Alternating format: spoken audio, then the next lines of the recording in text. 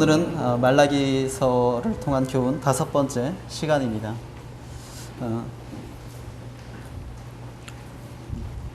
전에도 말씀드렸지만은 이 말라기서가 경고의 메시지를 많이 담고 있다 보니까 말라기서를 통해서 위로를 받는다든지 어떤 격려를 받는다든지 이러한 교훈은 아니라고 보여집니다. 그렇다 보니까 쓴소리가 많고 또 이렇게 책망의 그런 메시지가 많은데요. 오늘이 5번째 시간인데 한 번의 경고가 더 남았습니다. 오늘의 5번째 시간으로서 신앙의 본질을 망각한 현 세대에 주님의 오심에 앞서 주님께서 경고하고 계신다라는 그런 교훈으로 함께 살펴보기를 원합니다. 우리는 기독교라는 종교를 믿는 것이 아닙니다. 그럼에도 불구하고 누군가에게 우리를 소개할 때 나는 기독교인입니다. 그렇게 소개할 수밖에 없죠. 그렇죠? 그런데 기독교에 몸담고 있다고 우리 스스로 말하고 있는데, 그러면 우리가 몸담고 있는 그 기독교의 본질이 무엇입니까? 그 본질을 잘 기억하면서 우리가 기독교인이다라고 말하고 있는 것인가 하는 것입니다. 이 기독교에 몸담고 있으면서도 기독교의 본질을 떠나 있는 그런 사람들이 오늘날에 많이 있다고 생각이 되어지고, 특별히 대한민국 4,800만 중에 1,000만 기독교인을 자랑하는 그런 기독교가 흥왕한 우리나라의 경우에도 기독교의 본질을 모른 채 그저 기독교에 몸담고 있다고 스스로 자처하는 사람들이 많이 있다고 생각이 되어집니다. 그런데 그러한 가운데서 기독교의 본질, 즉 신앙의 본질을 망각해가고 있는 이러한 것에 우리가 젖어들지 가고 있지 않나, 그런 생각도 또 해볼 수 있습니다. 주님의 오심에 앞서서 주님은 아마도 그러한 것을 말라기 시대와 동일하게 책망할 것이라 생각이 되어집니다. 이제 신앙의 본질을 우리가 망각하고 또 그 신앙의 본질을 떠난 부분을 생각해 봐야 할 것인데요. 우리는 우선 기독교계 안에 만연해 있는, 또 기독교인이라고 자처하는 우리 가운데 만연해 있는 기복주의 신앙에 대해서 생각해 봐야 할 것입니다. 말라기서 3장 13절로 14절인데요.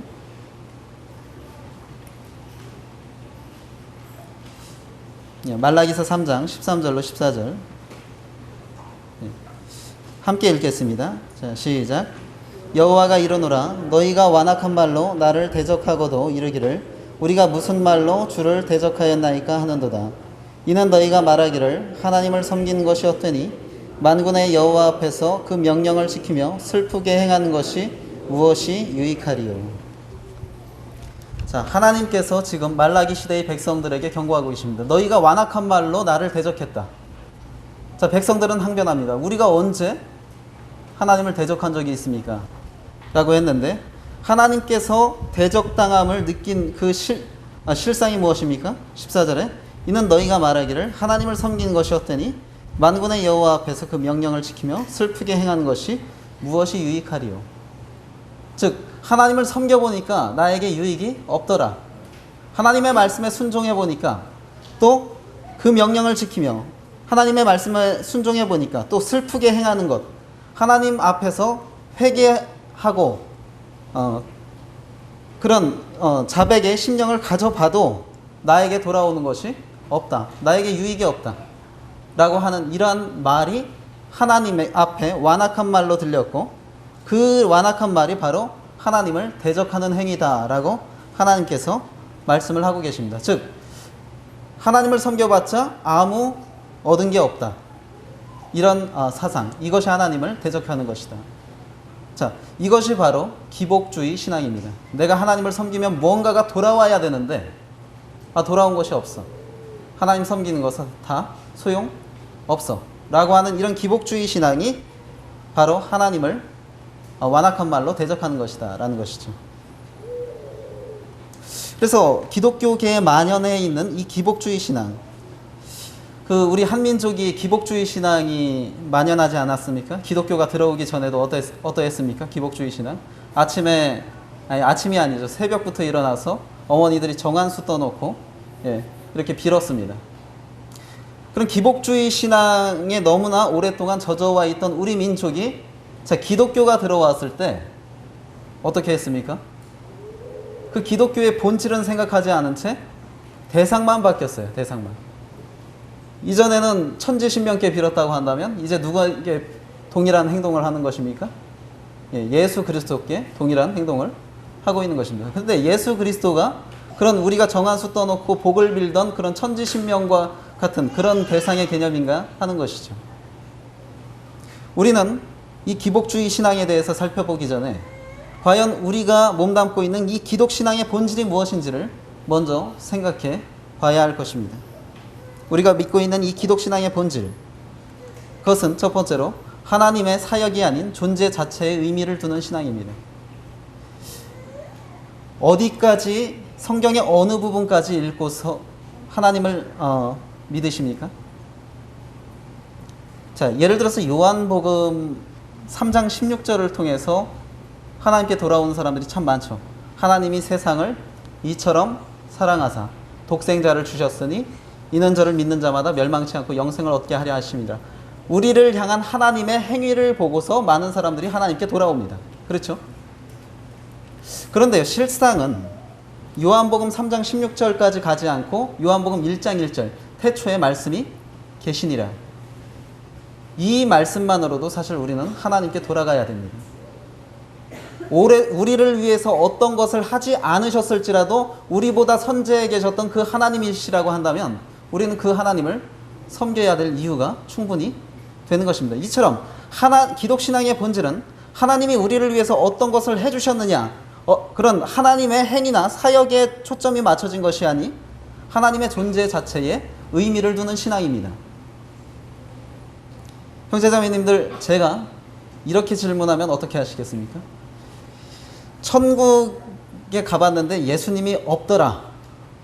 그리고 지옥을 내려다보니까 예수님이 거기 계시더라 하면 지옥 가시겠습니까? 그러시겠어요? 물론 좀 엉뚱한 질문입니다만, 자, 그러면 제가 이렇게 질문해 볼게요. 예수님 없는 천국, 천국입니까? 그 천국이에요? 예수님이 없다는 것은 이미 천국이 아닙니다. 왜 우리가 천국을 가고 싶어야 되느냐? 거기 예수님이 계시기 때문에, 주님이 계시기 때문에 천국에 가고 싶은 것이어야 됩니다. 단지 거기에 생명나무가 있고 12가지 실과가 있고 아주 눈물이 없고 그런 곳이기 때문에 가고 싶은 것이 아니라 주님이 거기 계시기 때문에 우리가 거기에 가고 싶어야 되는 것입니다. 이것이 기독신앙입니다. 즉 소유가 아닌 존재의 신앙. 하나님을 섬겨서, 그리스도를 섬겨서 무엇을 얻어서가 아니라 그리스도의 존재 자체를 기뻐하는 것이 기독신앙의 본질인 것입니다. 우리는 그 본질에 충실한 신앙생활을 하고 있는가? 그리스도께서, 하나님께서 나에게 어떤 것을 베풀지 않으셨을지라도 그저 그리스도의 존재만으로 기뻐하는 그러한 기독신앙의 본질에 우리는 충실하고 있는가 하는 것입니다. 또한 기독신앙은 거래가 아닙니다. 내가 이만큼 하나님 앞에서 이렇게 했으니까 하나님 나에게 복 주세요. 이런 거래가 아닙니다. 우리는 믿지 않는 사람들도 기독교를 사랑의 종교로 많이 인식하고 있죠. 기독교는 사랑의 종교입니다. 사랑의 종교. 사랑의 종교는 뭡니까? 이쪽에서 오지 않을지라도 내 쪽에서 줄 수 있는 것이 사랑입니다. 그러니까 하나님께 대해서도 하나님께서 우리에게 무엇을 주지 않으실지라도 우리 편에서 하나님께 헌신할 수 있는 것이 사랑의 신앙이고 기독신앙의 본질인 것입니다. 그런데 어떻습니까? 우리 많은 경우 하나님께 사랑의 신앙으로 다가가는 것이 아니라 하나님, 내가 이만큼 했는데 왜 나에게 이만큼 안 해주세요? 하면서 거래의 신앙을 만들죠. 내가 이만큼 한 것에 대해서 하나님께서 한테 어떤 대가를 바란다면 그것은 사랑의 신앙이 아닙니다. 그건 사랑의 종교가 아닙니다. 거래의 종교입니다. 내가 몸담고 있는 기독신앙이 거래의 종교가 아니라는 사실을 우리는 기억해야 합니다. 내가 한 만큼 하나님께 대가를 바랄 자격이 있다고 생각하는 것 자체가 이 기독교를 거래의 신앙으로 만드는 것이고 기독교의 본질을 떠나게 만드는 것입니다. 기독신앙의 본질은 유용성이 아닌 진리 자체에 의미를 두는 신앙입니다. 세상에서 많은 교육이 있고 많은 학문이 있어요. 수요일 날도 간증을 했습니다만 세상에서 가르치는 것이 무엇입니까? 무엇이 진리냐를 가르치는 것이 아니라 어떻게 하면 잘 사느냐, 유익하냐, 무엇이 유익하냐 이거를 가르치죠. 세상에서. 그렇다 보니까 대학 지원할 때도요. 과 지원이 편중되는 모습이 있죠. 뭐 영어 교육과 이런 데는 아주 그냥 어떻습니까? 경쟁률이 높아요. 근데 철학과 뭐 이런 데 어떻습니까? 경쟁률이 비교적 세지 않습니다. 왜 그렇습니까? 그것은 사람들이 진리 자체에 관심을 두기보다는 실용적인 것 자체, 나에게 어떤 것이 유익하냐 그런 부분에 관심을 갖고 학문에 접근하다 보니까 그런 유용성 있는 학문만을 추구하는 것입니다. 그렇다 보니까 당연히 그러한 사람들의 입맛에 맞추다 보니까 오늘날의 우리 교육이 진리를 가르치려고 하는 교육이 아니라 뭘 가르치려고 하는 교육이 되고 있습니까? 유용성을 가르치는 교육이 되고 있는 것입니다. 그러나 기독교가 그런 것입니까? 사람한테 유용한 거 가르치는 그런 건가요? 아닙니다. 기독교는 유용성을 따지는 것이 아니라 진리가 무엇이냐를 따지는 신앙입니다. 그 진리를 파헤쳤을 때 나에게 그것이 별 유익이 안 된다 할지라도 그것이 진리라는 이유만으로 추구해야 되는 것이 기독신앙입니다. 그래서요, 앞에 보이는 이 철학자는 버트런드 러셀이라는 분인데 이분은 철저히 무신론자고 반기독교인입니다. 이분이 쓴 책 중에 유명한 것이 무엇입니까? 나는 왜 기독교인이 아닌가? 많은 대학생들에게 호감을 줬던 책입니다. 그런데 이런 철저한 무신론자였던 러셀조차도 이런 말을 했습니다. 종교는 진리이니까 믿어야 한다는 사람은 그래도 이해할 수 있다. 그러나 종교는 유용하니까 믿어야 한다는 사람은 조롱하고 싶을 뿐이다.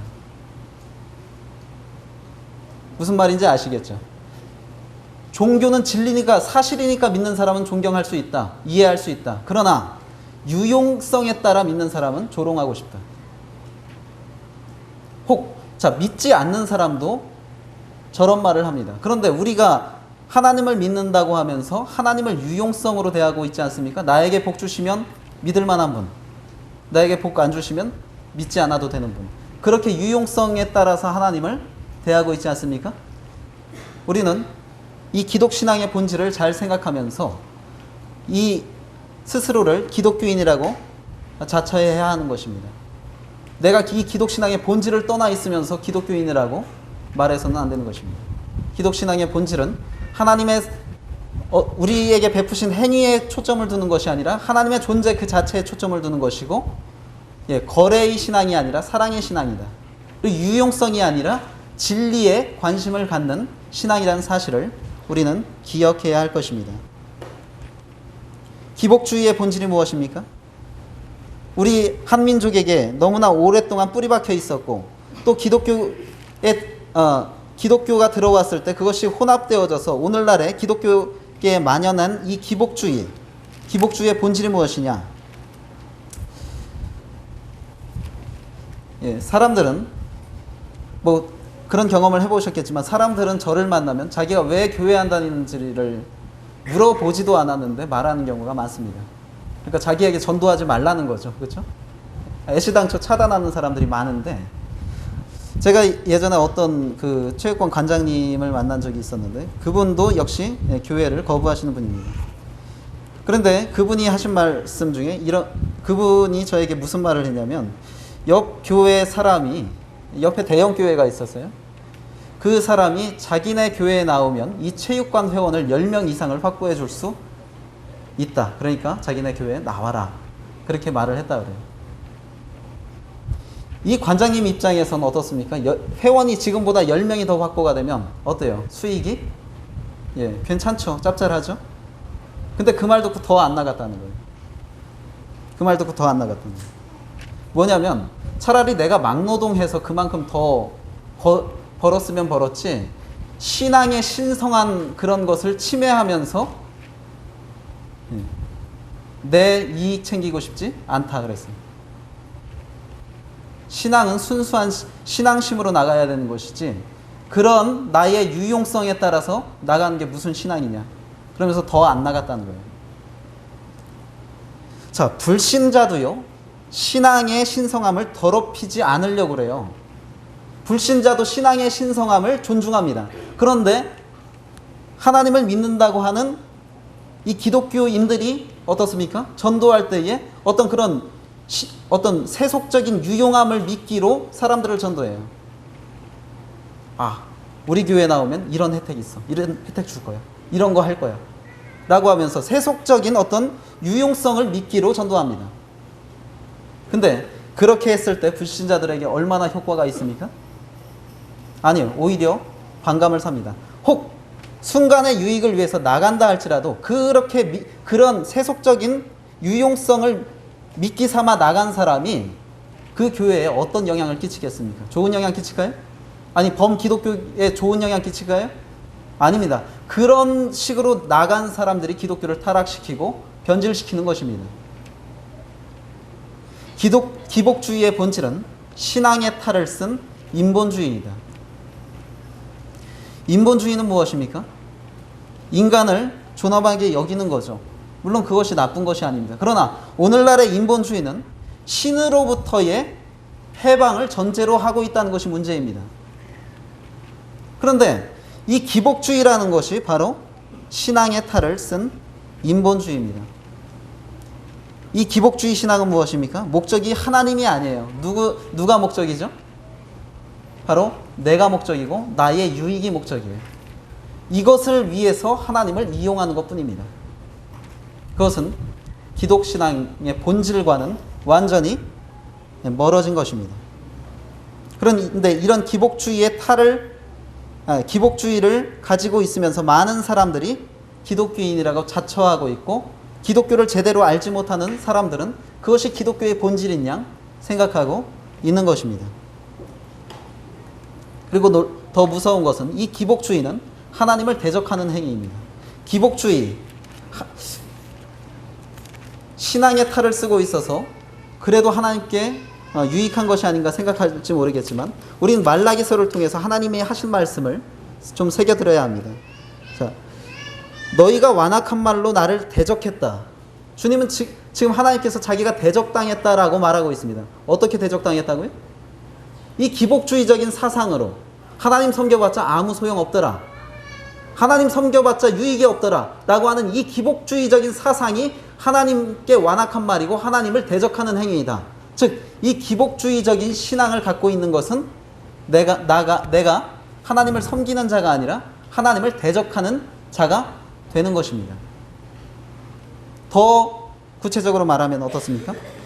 유용성에 따라 하나님을 평가하는 행위예요. 나에게 유익이 있으면 하나님 좋은 분, 나에게 유익이 없으면 하나님 나쁜 분. 이렇게 하나님을 유용성에 따라 평가하는 행위가 기복신앙입니다. 자, 하나님께서 인간에게 평가받아야 되는 분입니까? 우리 인간이 하나님을 평가해요? 이것은 굉장한 오만한 말입니다. 그런데 기복주의는 바로 그런 오만을 담고 있는 행위다. 유용성에 따라 하나님을 평가하려는 행위. 구약의 이스라엘이 왜 바알 신을 섬겼습니까? 이집트에서 그들을 해방시켜준 여호와를 왜 버렸죠? 바알을 섬기면 더 풍요로워질 수 있을 것 같아서 섬겼어요. 그죠? 그러니까 하나님이 우리를 애굽에서 해방시켜주는 분이긴 했지만 우리를 부유하게 하는 분은 아닌 것 같아. 차라리 가나안 족속들이 섬겼던 바알신 섬기자 해서 자신들의 유용성에 따라 섬겼던 것입니다. 이 유용성에 따라 하나님을 평가하는 이 행위가 하나님을 철저히 대적하는 행위라는 사실을 기억해야 할 것이고, 또 기복신앙의 본질은 무엇입니까? 하나님과 거래하려는 행위다. 내가 이만큼 하면 하나님 이만큼 주셔야 됩니다. 우리가 하나님께 거래를 할 수 있습니까? 하나님이 우리랑 거래할 만한 분입니까? 그분은 만유의 주제세요. 우리의 모든 것을 주관하실 수 있는 주권이 있으신 분이기 때문에 우리에게서 뭘 뺏어가도 우리는 사실 할 말이 없는 것입니다. 그런데 이 기복주의가 마치 동등한 입장에서 하나님과 내가 거래하려고 하는 그런 행위로서 하나님을 대적하는 행위라는 사실을 우리는 기억해야 할 것입니다. 이 기복주의가 만연한 우리 기독교의 결과가 무엇이었습니까? 신앙을 사람들이 무용하다고 느낍니다. 1000만 기독교인을 자랑했던 우리 한국 개신교가 이제 800만으로 줄었다고 합니다. 200만은 떠났다는 소리죠. 몇 년 사이에 200만이 떠난 건데 그들이 왜 떠났겠는가? 물론 개중에는 정말 사연을 들어봤을 때 정말 떠날만 했구나 하는 그런 깊은 상처를 갖고 있는 사람도 있습니다. 그런데 상당수가 그 신앙을 무용하다고 느끼기 때문에 그런 경우도 있을 거라 생각합니다. 기복주의의 결과가 무엇입니까? 신앙을 결국에 내가 그렇게 했는데 돌아오는 게 없다. 신앙을 무용하다고 느끼는 것입니다. 말라기서 3장 14절에 뭐라고 말합니까? 이는 너희가 말하기를 하나님을 섬기는 것이 헛되니. 자, 솔로몬은 뭐라고 그랬어요? 헛되고 헛되며 헛되고 헛되니 모든 것이 헛되도다. 해 아래에서 수고하는 모든 수고가 사람에게 무엇이 유익한고? 솔로몬은 이 세상에서 누릴 수 있는 복을 다 누려본 사람입니다. 그렇죠? 그런데 그 복을 누려보고도 헛되다고 말했어요. 그렇죠? 그런데 그 복을 얻지 못한 사람들이 이제 뭐가 헛되다고 말하는 거예요? 헛되고 헛되며 헛되고 헛되니 모든 것이 헛되도다. 하나님 안에서 수고하는 모든 수고가 사람에게 무엇이 유익한고? 솔로몬과 정반대의 고백을 이 기복주의 신앙을 가진 사람들이 하는 것입니다. 하나님 안에서 하는 수고가 모든 수고가 사람에게 무엇이 유익한고? 형제자매님들, 하나님 안에서 수고하니까 돌아오는 게 있던가요?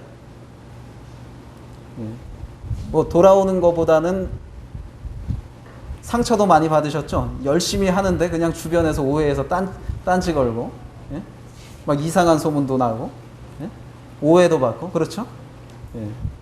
헛되십니까? 헛되세요?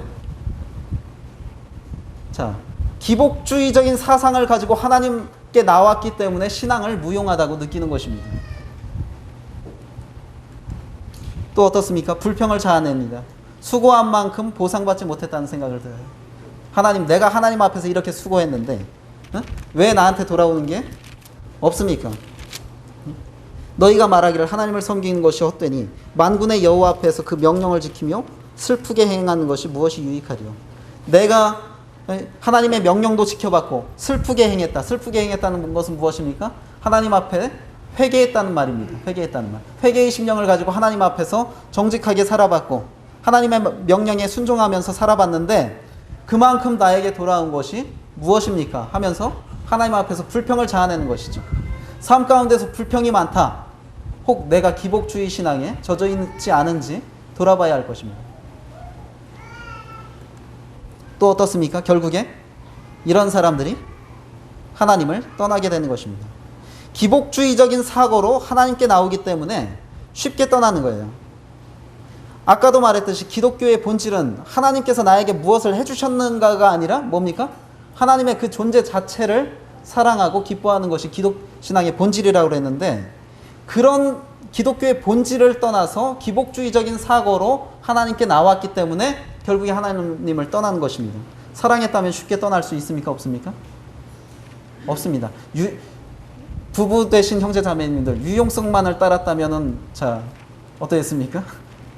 지금 남편과 지금 아내와 살겠습니까? 유용성만을 따졌다면 그렇지 않죠. 그러나 떠나지 않고 헤어지지 않은 이유는 사랑하기 때문에 그렇지 않습니까? 사랑했다면 쉽게 떠나지 않습니다. 하나님 사랑했다면. 얼마 전 예전에 그 불신 교제를 하는 그런 자매를 만났었습니다. 주변에서 많은 권면을 들었겠죠. 근데 그 자매가 하는 말이 이 사람이 나한테 그렇게 잘해주고 사랑을 베풀었는데 쉽게 그 사랑을 저버릴 수가 없다 그러더라고요. 그러니까 사랑 때문에 그 사람을 떠날 수 없다는 거예요. 제가 한마디 했습니다. 그러면 자매 위에서 목숨 바친 그리스도의 사랑은 그렇게 쉽게 저버려지느냐? 그럴 수 있습니까? 사랑 때문에 못 떠난다는 사람이 그리스도의 사랑은 그렇게 쉽게 떠나? 더군다나 그리스도가 자기를 위해서 어떤 일을 했는데, 자기를 위해서 목숨을 버렸는데 그 사랑은 그렇게 쉽게 저버려지고 이 사람의 순간의 그런 호의나 그런 것에는 연연해서 그것은 떠날 수 없습니까? 자매는 그리스도를 사랑해 본 적이 없다 그랬어요. 자매가 그렇게 사랑에 약한 사람이라고 한다면 그리스도의 사랑은 더더욱 떠날 수 없다. 그런데 그렇게 쉽게 지금 그리스도를 떠나려고 하는 것은 자매가 그리스도를 사랑해 본 적이 없기 때문이다 그랬어요. 사랑하면요, 쉽게 떠나지지 않습니다. 하나님을 사랑함으로 내가 이 기독신앙에 몸담았다고 한다면 쉽게 떠날 수 없는 것입니다. 남편 미우나 고우나 때때로 나한테 유용하지 않잖아요. 그럼에도 떠날 수 없는 이유가 있죠. 왜요? 사랑하기 때문에. 우리 기독신앙의 본질은 이와 같습니다. 하나님께서 나에게 무엇을 해주셔서 떠나지 않는 것이 아니라 내가 하나님을 사랑하고 하나님이 나를 사랑하기 때문에 떠날 수 없는 것인데, 많은 경우에 이 기독신앙의 본질을 잊어버린 채 하나님을 기복주의적인 사고로 대하기 때문에 하나님을 떠나는 것이죠. 또 우리의 기독신앙의 본질을 떠난 모습에 대해서 주님께서 이 마지막 시대에 경고하고 계신데, 그 부분 중 하나가 실추된 말씀의 권위입니다. 말씀을 떠나서 우리 기독신앙의 본질을 추구할 수 있습니까? 하나님 말씀 떠나서 우리 기독신앙의 본질이 남을 수 있습니까? 없습니다. 우리는 하나님의 말씀을 떠나는 순간 그것은 이미 기독교가 아닙니다. 그런데 이 마지막 시대에 말씀의 권위가 실추되고 있다. 14절에 뭐라고 나와 있습니까? 이는 너희가 말하기를 하나님을 섬기는 것이 헛되니 만군의 여호와 앞에서 그 명령을 지키며 슬프게 행하는 것이 무엇이 유익하리요. 하나님의 말씀을 지키는 것, 하나님의 명령에 순종하는 것, 그것이 무엇이 유익하리요. 이 말은 무엇입니까? 하나님의 말씀의 원리를 배격한다. 즉 하나님의 말씀에 순종해봤자 유익한 게 없다. 순종을 헛되이 여기는 것입니다. 유용성에 입각하다 보니까 하나님 말씀에 순종하는 것을 손해로 여기는 것입니다. 하나님 말씀에 철저히 순종하면 당장의 세속적 유익이 많습니까? 손해가 많습니까? 손해가 많죠. 그렇죠? 하나님 말씀에 철저히 순종하면요, 세속적인 손해가 더 많습니다. 당장의 눈앞에 있는 세속적인 손해. 그래서 유용성에 입각하다 보니까 하나님 말씀에 순종하는 것을 손해로 여기게 되고, 그렇기 때문에 어떻습니까? 순종을 거부하는 것입니다. 순종은 많은 경우 합리성을 거스립니다. 우리 자매님들 너울 쓰고 계신데 너울만 안 쓰면 어떨 것 같습니까? 더 많은 구도자를 확보할 수 있을 것 같지 않습니까? 그렇지 않나요? 그렇게 해서 많은 영혼 그리스도께 인도하는 게 더 낫지 않는가? 우리 이런 생각 가질 수 있잖아요. 그렇죠? 그래서 많은 경우 이 순종은 합리적인 사고를 제한하는 것처럼 보여요. 더 이렇게 하면 효율적일 것 같은데 하나님 말씀이 그것을 제한하는 것 같거든요. 그러니까 우리는 당장의 유익, 눈앞의 유익을 위해서 순종을 거부할 경우가 많습니다. 또한 우리는 순종의 유익을 거부합니다. 자, 순종을 하면 우리는 손해보는 게 많지만 누가 기뻐하실까요? 하나님이 기뻐하시는 거예요. 나는 손해볼지언정 이것을 해서 하나님이 기뻐하신다면 우리가 기독교인으로서 당연히 그것을 추구해야 되는 것 아닙니까? 그게 기독신앙의 본질이잖아요. 그렇죠? 근데 유용성에 입각해서 생활하다 보니까 하나님께 뭐가 기쁨이 되느냐, 그것보다도 나에게 뭐가 유익한가, 그거를 더 추구하게 되는 것이고, 그렇다 보니까 순종을 거부하는 것이고, 순종의 유익을 거부하는 것입니다. 순종을 통한 궁극적인 복을 사모하지 않습니다. 우리는 법대로 경기하지 않으면 메달을 딸 수 있어요, 없어요? 법대로 경기하지 않으면 메달을 딸 수가 없습니다. 88 올림픽에 벤 존슨 선수가 육상 세계 신기록을 세웠죠. 100m 9초 79. 아직까지 그 기록은 깨지 못했습니다. 누구도. 그러나 그 기록은 무효가 됐고 벤 존슨의 메달은 박탈이 됐습니다. 왜요? 약물 복용 사실이 드러났기 때문에 그가 비록 성과는 냈을지언정 법대로 경계하지 않은 그 사람의 행위에 대해서 상이 돌아가지 않았습니다. 동일하게요. 우리가 이 눈앞에 있는 당장의 유익을 위해서 합리적인 사고로 인해서 순종을 거부함으로 하나님 앞에서 우리가 어떤 성과를 남긴다 할지라도 천국에 가서 하나님께서 그거 칭찬하실까요? 법대로 경기하지 않은 것에 대해서 하나님은 칭찬하지 않으십니다. 성과가 좋다 할지라도. 우리는 이러한 사고 때문에 어떻습니까? 하나님의 말씀의 원리는 배격하면서 동시에 세상의 원리를 신뢰합니다. 15절에 뭐라고, 말라기 시대의 백성들이 15절에 뭐라고 말했습니까? 지금 우리는 교만한 자가 복되다 하며 악을 행하는 자가 번성하며 하나님을 시험하는 자가 화를 면한다 하노라. 말라기 시대에는 백성들이 하나님의 말씀의 원리를 신뢰하기보다는 세상의 원리를 신뢰했어요. 오늘날에는 어떻습니까? 혹 형제자매님들 스스로 이런 말 해본 적 없습니까? 말씀엔 그렇게 나왔지만 내가 살아보니까 그렇게 하면 안 돼. 이런 말 해보신 적 있습니까? 말씀의 원리를 신뢰하기보다는 나의 경험을 신뢰하고, 말씀의 원리를 신뢰하기보다는 세상의 보편적인 그런 원리를 더 신뢰하는 것, 이런 행위들, 이것이 하나님의 말씀의 권위를 이 마지막 시대에 실추시키는 모습입니다. 말라기 시대의 백성들은 뭐라고 말했어요? 하나님은 분명히 교만이 패망의 선봉이라고 말했어요. 그러나 말라기 시대의 백성들은 교만이 복된 길이라고 말했어요. 또 어떻습니까? 악인의 길은 망할 것이라고 하나님은 말했지만 말라기 시대의 백성들은 악인의 길이 번성하는 길이다 라고 말했어요. 또 하나님의 말씀엔 주 너희 하나님을 시험하지 말라고 말했지만 말라기 시대의 백성들은 하나님의 명령을 저버린 자가 화를 면한다, 이렇게 말했던 것입니다. 하나님의 말씀의 원리보단 세상의 원리를 더 신뢰했습니다. 그 말은 무엇입니까? 하나님보다 누가 낫다? 사람이 낫다라는 소리거든요. 이거는 교만 중에 상교만입니다. 그러니까 말씀엔 이렇게 나와 있지만 내 경험상 살아보니까 그렇게 안 돼, 그렇게 하면 안 돼, 이 말 자체는 내가 누구보다 낫다는 소리예요? 하나님보다 낫다는 소리예요. 그게 태초의 그 범죄 아닙니까? 루시퍼가 하나님 앞에 그 행했던 범죄 아니에요? 지극히 높은 곳에 올라 지극히 높은 자와 비기리라. 내가 하나님보다 나아질 거야. 그것이 바로 사탄이 품었던 마음입니다.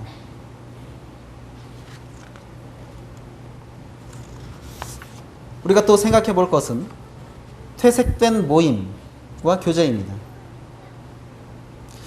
자, 주일날 세상 사람들은 여기저기 다니고 또 집에서 쉬기도 하는데 피곤한 몸을 이끌고 왜 이 자리에 나오셨습니까? 누구 때문에 나오신 겁니까? 그렇죠. 하나님 때문에. 그리고 더 정확하게는 교회의 머리 대신 그리스도 때문에 나오신 거잖아요. 그렇죠? 이 모임이 바로 그리스도 때문에 만들어진 모임입니다. 그런데 자, 우리의 모임과 교제의 본질, 우리는 그리스도를 머리로 해서 모인 자리입니다. 그러니까 세상에 동호회가 많아요. 그렇죠? 모임이 많습니다. 심지어 신용불량자들의 모임도 있더라고요. 신용불량자들의 모임. 자기들끼리 모여서 서로 위로하고요. 돈 몇 푼씩 걷어서 한 명씩 이렇게 빚 갚아주더라고요. 신용불량자의 모임. 예. 신용불량이 그 모임의 머리입니다. 신용불량자가 되지 않으면 그 모임에 가입할 수가 없습니다. 근데 지금 우리가 모인 이 모임은 왜 형성이 됐죠? 그리스도 때문에 형성이 됐죠. 따라서 그리스도가 없는 우리의 모임은 아무 의미가 있다 없다? 없다. 이 자리에 그리스도가 없다고 한다면 이 모임 아무 의미 없습니다. 따라서 이 모임의 목적은 무엇입니까? 우리가 모인 이 모임의 목적은 뭐예요? 우리의 모임과 이 교제를 통해서 그리스도가 영화롭게 되는 데에 목적이 있는 것입니다. 그런 목적이 이 가운데서 성취되지 않는다고 한다면 이 모임은 의미가 없습니다. 그런데 불행하게도 어떻습니까? 말라기 시대에도 보면요, 16절에 그때 여호와를 경외하는 자들이 피차에 말하며 여호와께서 그것을 분명히 들으시고 여호와를 경외하는 자와 그 이름을 존중히 여기는 자를 위하여 여호와 앞에 있는 기념책에 기록하셨느니라. 말라기 시대의 백성들의 대세는 하나님 앞에서 경건한 교제를 하는 그런 사람들이 아니었습니다. 하나님 앞에 불평이 가득하고 원망이 가득하고 신앙의 무용성을 가르치는 그런 사람들이 대세였는데, 하나님께서 주목해 보니까 소수의 하나님을 경외하는 자들이 피차 말하는 것을 봤습니다. 이 말은 뭡니까? 상대적으로 그때 당시의 백성들이 경건한 모임이나 경건한 교제를 하지 않았다는 것이죠. 그죠? 그런데 오늘날 우리가 세상 모임과는 차별화된 그러한 목적, 그러한 구심점으로 모였는데, 세상 모임과 다름없는 모임이 되거나 그런 교제를 하고 있지 않는가 하는 것입니다. 저는 한 자매님과 집에 가서 밥을 얻어 먹으면서 그 자매님의 구원 간증을 들었습니다. 근데 그 구원 간증을 듣고 와서 제가 집에 혼자 와서, 청년 때였는데 집에 혼자 와서요, 밤새 하나님을 찬양했어요. 기타 치면서. 그분의 그 간증을 들었을 때에 하나님이 너무나 놀랍다는 것을 느꼈기 때문에 그분의 그냥 간증 듣고 와서 밤새 하나님을 찬양했습니다. 자, 우리의 교제 가운데 그리스도가 드러나고 있습니까? 그리스도의 영광을 나타내고 있습니까? 우리의 교제 가운데? 우리의 교제를 통해서 그리스도가 영광을 받고 있습니까? 우리의 교제 가운데서 그리스도가 영광을 받고 있느냐? 누군가와 교제를 하고 났는데 정말 하나님을 찬양하는 마음이 마음 가운데서 막 솟구쳐 오르는 그런 경험이 있으십니까?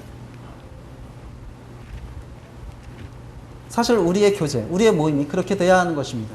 이 모임에 나왔는데 정말 하나님을 찬양하는 마음이 막 솟구쳐 오고 그리스도가 어떤 분인지 생각하게 되고 하나님께 영광을 돌리고 싶은 마음이 막 나와야 되는 것인데, 우리의 교제 가운데 그리스도가 영광을 받지 못하는 경우가 많지 않습니까?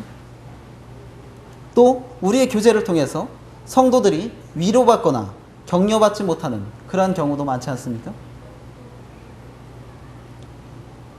형제 자매님들끼리 만나서 주로 나누는 대화의 소재가 무엇입니까? 그리스도가 어떤 분인가? 어떻게 하면 우리 교회가 더 그리스도의 빛을 발할 것인가? 이런 부분에 나누십니까?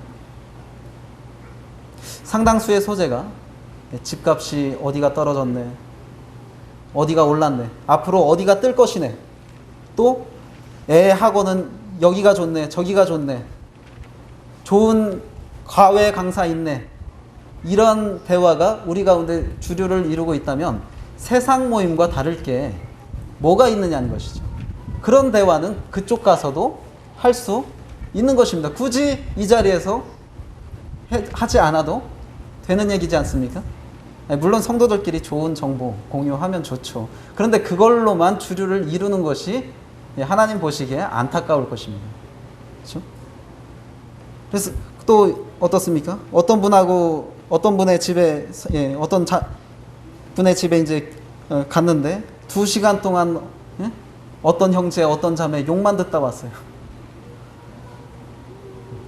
그리스도인의 교제가 그것입니까? 욕만 듣다 왔어요. 2시간 동안. 그 형제 이게 나쁘고 그 자매 이게 문제고. 나름대로 후련하겠죠. 자, 그런 후련함을 교제의 기쁨이라고 착각하지 않습니까?